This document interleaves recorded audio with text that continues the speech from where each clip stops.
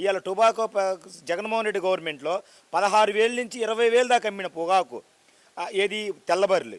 మళ్ళీ బ్యార్నీ ఆకు ఒక 30,000 నుంచి 35,000 25,000 మధ్యలో అమ్మిన పొగాకు ఇవాళ కొనే నాదులు లేక రైతులు అల్లో రామచంద్ర అంటున్నారు. ఇవాళ పొగాకు కొనక ఆ పొగాకు ఇళ్లల్లో ఉండి మళ్ళీ ఈ సంవత్సరం పొగాకు వేయడానికి రైతులు సంకోచిస్తున్నారు. కొందా గవర్నమెంట్ అది ఎవరన్నా అమ్ముకునేది కాదు. బహిరంగంగా మార్కెట్లో కూరగాయలలాగా ఏ రోజుకు ఆ రోజు అమ్ముకునేది కాదు. ఒక ప్రైవేటు సంస్థ ఐటీసీ కానీ జీపీఐ కానీ కొనాలి.